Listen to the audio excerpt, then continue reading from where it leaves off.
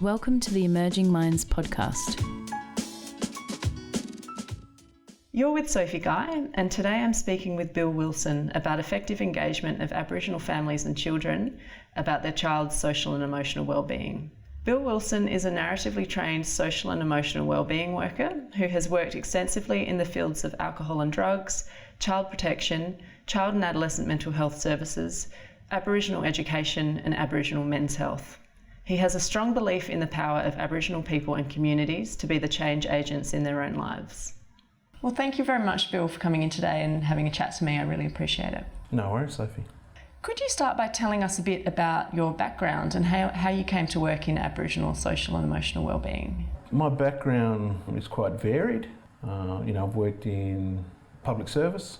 I worked in there for 14 years. So primarily in those roles there was work in Aboriginal health specifically, working within Aboriginal men's health. I also worked in the area of child protection in Families SA, worked in Aboriginal education within that, and also started a program in Murray Bridge working for Child and Adolescent Mental Health Service, CAMHS, working with young people, Aboriginal young people, around their mental health. And more recently I'm doing some work with the Nudgee Regional Authority, where I'm the acting CEO. Mm-hmm. And we've recently become an empowered community, which is a federally government funded framework that looks at putting some more power and ownership of how Commonwealth dollars are spent within the Murraylands region. Okay. What's important to know about child social and emotional wellbeing from an Aboriginal perspective, or maybe it's from your perspective? I'll let you tell me. I think for me it's very much in that holistic sense. I think some services might focus on one particular area of a young person.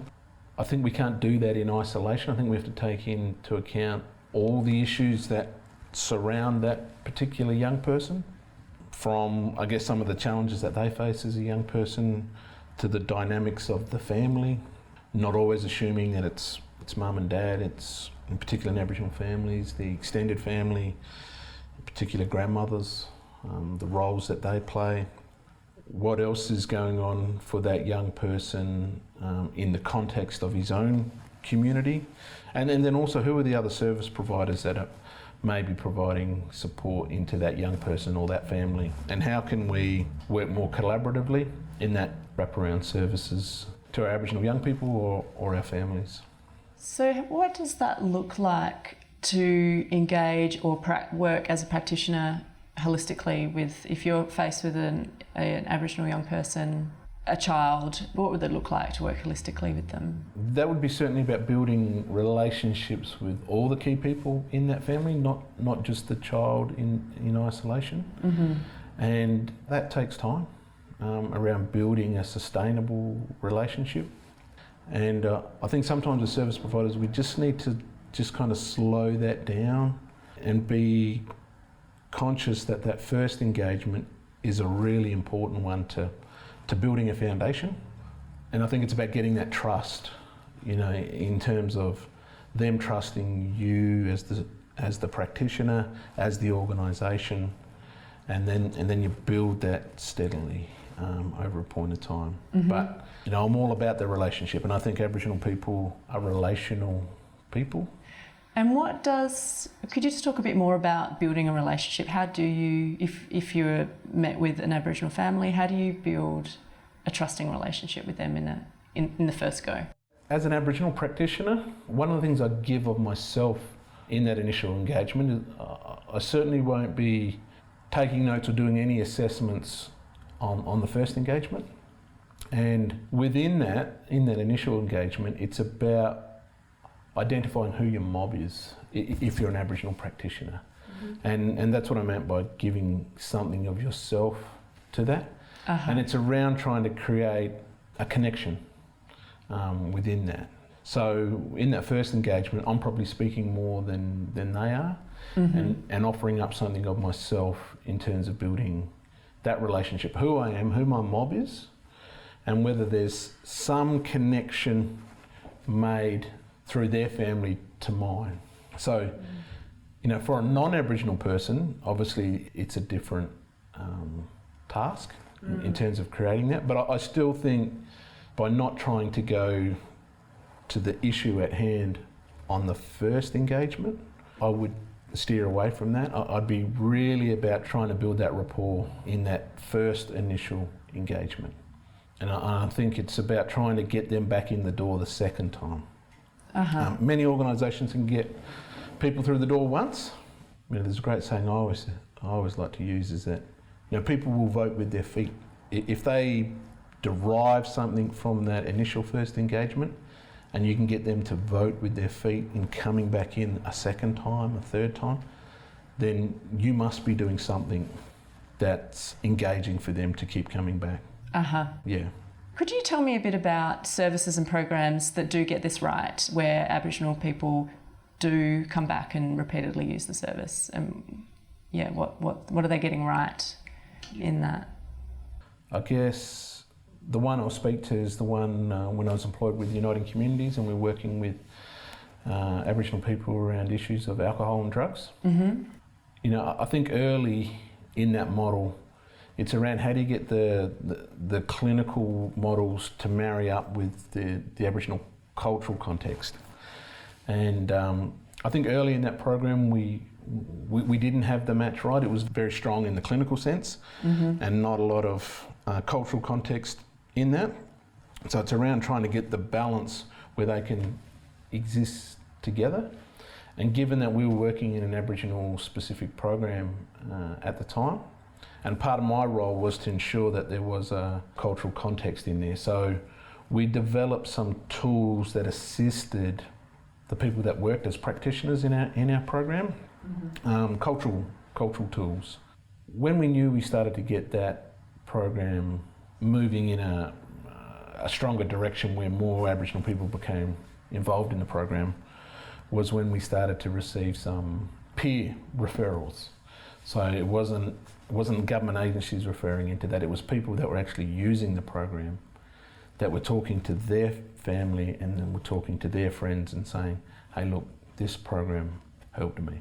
Okay, I'll switch back now to getting into the practice again. And what is important for non-Aboriginal practitioners to know about engaging Aboriginal community parents and children?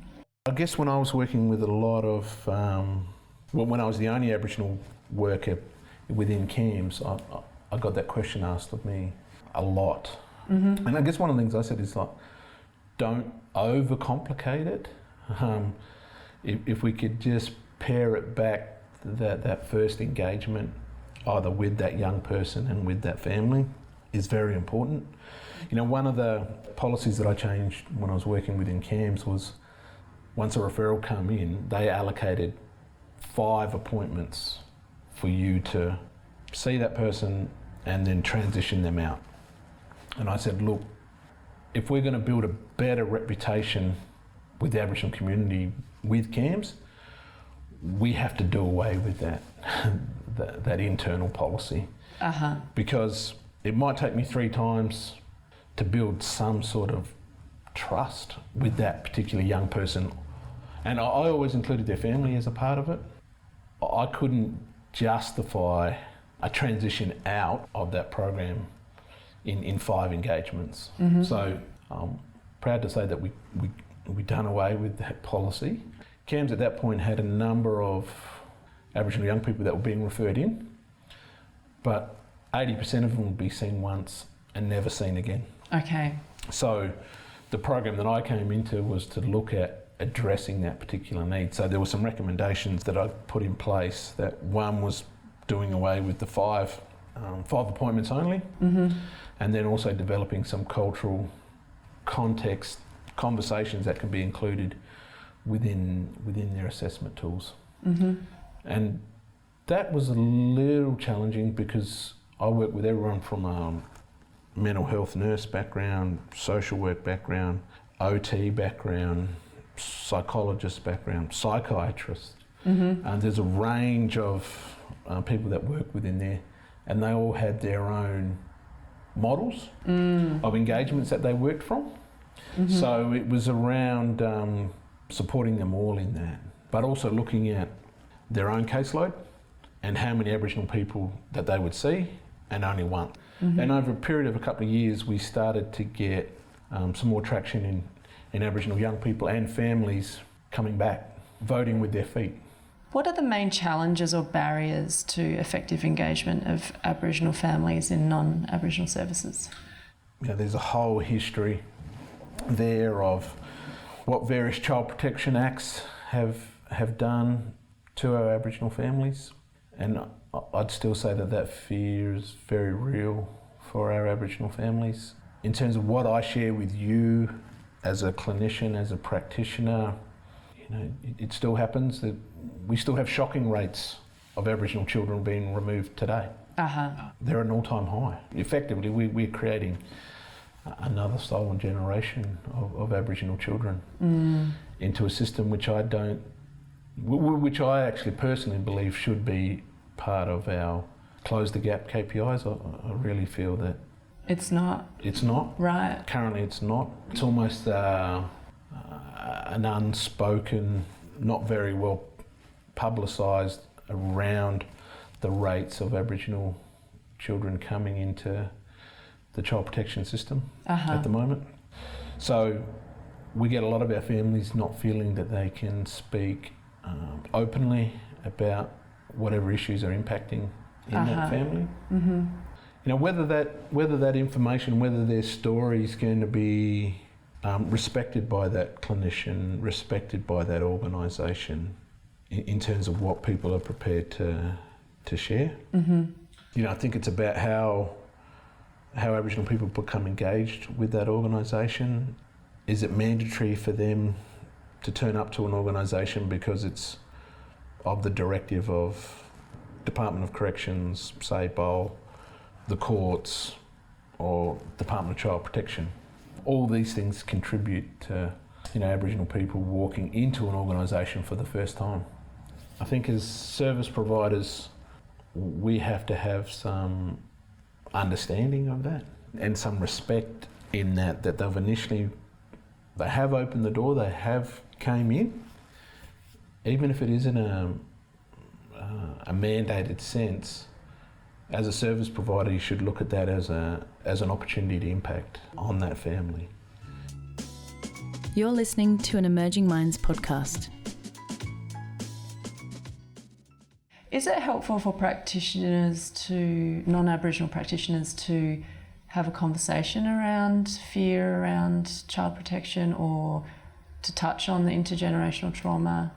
Is that a useful part of early conversations? Or? I think it's about maybe putting some questions to them about why they're here and asking the question of them, what are your concerns from in that? So if within that they identify some of those issues, then I think that's a space to unpack that a little bit and have that conversation with them. Most service providers are mandated notifiers, and it's a part of your practice to declare that straight up. Yeah. And you know, in all roles that I've been in, I do have to declare that around in and around that. But I think in that initial engagement, that's an opportunity to open that space up. And if you do get some of those sort of things around those concerns, then to have a conversation, an open conversation about that. When I worked for CAMHS, one of the things that were clearly identified was that our Aboriginal community had a perception that CAMHS was attached to child protection. Okay. A lot of families didn't understand the context that, well, actually it's a completely separate department, still within state government. It has a relationship with the child protection, but overwhelmingly our community just thought that we were a part of the child protection system, and which probably identified why a lot of our families were only seen once and never engaged again. So it was almost an education process of speaking about CAMHS as a service provider being very different to what it was known back then, Families SA, child protection. Yeah. So it was almost sort of debunking some of those myths. Yep. that still sit within our communities and families around some of that fear and trust issues. Okay. But I think in terms of how do we support non-Aboriginal practitioners in that space, I think there's some stuff that you could do internally around some cultural context training within that can support whatever models of care and engagement that they utilise. And that was something that we invested in my time at CAMHS. That kind of links to the next question I wanted to ask you around what is good practice at the service or organisation level to support Aboriginal community and Aboriginal families? I think a key aim is that you should be trying to empower them to be their own change agent in their lives. And I know initially it's around maybe building up and imparting some skill set to them around some of that management of their own issues. But I think for anything to be sustainable around change, that we need that to be led by that individual within that family. And I think as a service provider, that should be an aim, that we empower the individual to lead their own lives. I'm narratively trained. I think it's a good model for our Aboriginal people. We're natural storytellers, but how do you build a safe space where you can get someone to share their story? And in many cases it's easy to talk about the problem story because you live within that context of the problem story. It's around how do you build the trust to say, okay, if you were to transition and these issues of alcohol and drugs and relationship issues were not present, what would your preferred story look like? Well, what does that transition to that journey looks like? For me, when I always got someone to speak openly to that, you could almost see like a physical transition where it's a bit more light in their eyes, the shoulders go back, there's a passion for people to want to move to a better life, whether that's for themselves, for their children, for their immediate extended family. You've talked a little bit about narrative therapy. Are there other models that may come from Western clinical models or maybe have been developed in Aboriginal cultural contexts that are also supportive? Yeah. Yep. For me, I use a bit of motivational interviewing as well. Yep. So I remember when I started being exposed to MI, I was working for CAMHS at the time, and it was a bit confronting to me because you have to give some airspace to what is positive about maybe if it was their drug use or their alcohol misuse. You had to give them some airspace to kind of articulate what were some of the positive things about that. And when I gave some airspace, some time for them to articulate to me what was positive about that for them, and some of the things I heard about it is that it kept them socially connected. Okay. Even though they knew what they were doing wasn't in their best long-term interest, but it kept them connected to a group. I remember one lady explaining to me, Bill, I know it's not in my best interest, I know it's not in my kids' best interest, but I'd rather be wrong but still be connected than doing the right thing but being in isolation. Yeah.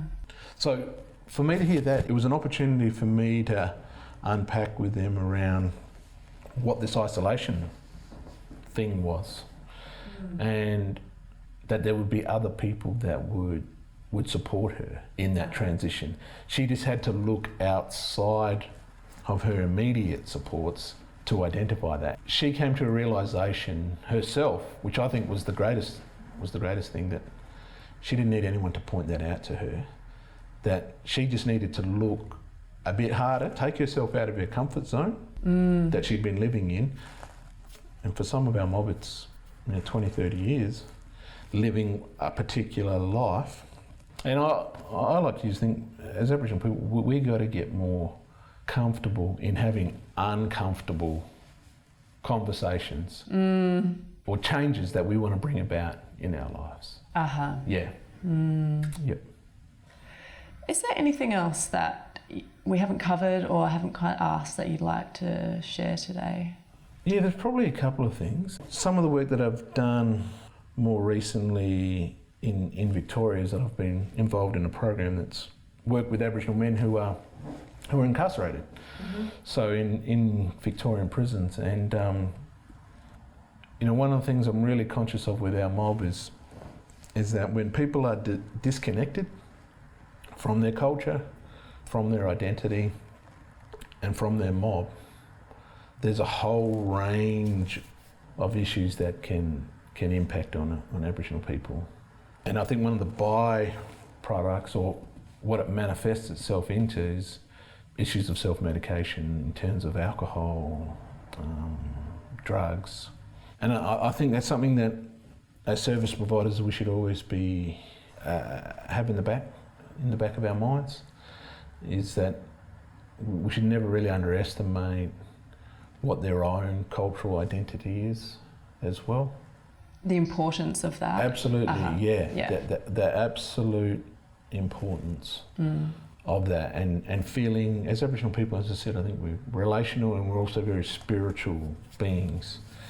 And when we don't have a cultural identity, that I like to describe that spirit is interrupted. And if we can be conscious of that and work with the individuals, it's a very uncomfortable conversation to have with our people around their own cultural identity. But once again, if we can get more comfortable in having that uncomfortable conversation, because sometimes that's really pushed down and really suppressed. And as I said, it manifests in other ways if that issue is not addressed or not spoken to.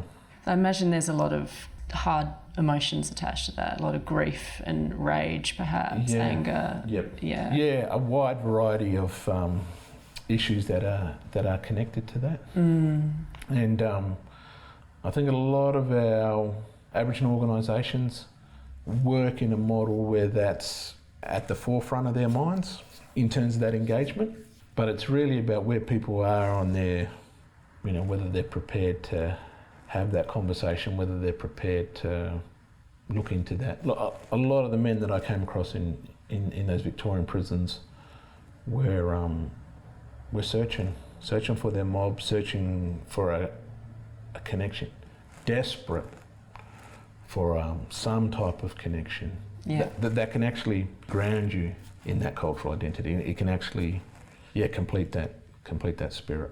Yeah, I feel that. Yeah, it's deep, isn't it? Yes. Yeah. Is there anything else that you wanted to continue about that point, or?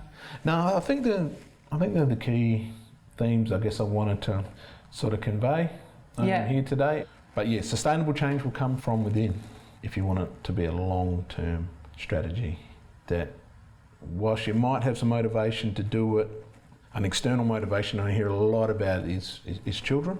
Yeah. And family, and I get that because we are, as Aboriginal people, we're very connected to our families and clearly our children in that. But I guess what I try to impart is that it's great to have those external factors, but you need that inner drive of self as well, and that you got to want to do it for yourself. If you can focus on yourself, get yourself strong, then you can be all that you want to be to your children, to your family, to your community. Yeah. Okay, we may finish up there. Thank you very much for your time. No worries. And it's been a really great conversation. Thank you, Sophie. Thanks, Bill. Visit our website at www.emergingminds.com.au to access a range of resources to assist your practice. Brought to you by the National Workforce Centre for Child Mental Health, led by Emerging Minds, and delivered in partnership with the Australian Institute of Family Studies, the Australian National University, the Parenting Research Centre, and the Royal Australian College of General Practitioners. The National Workforce Centre for Child Mental Health is funded by the Australian Government Department of Health under the National Support for Child and Youth Mental Health Program.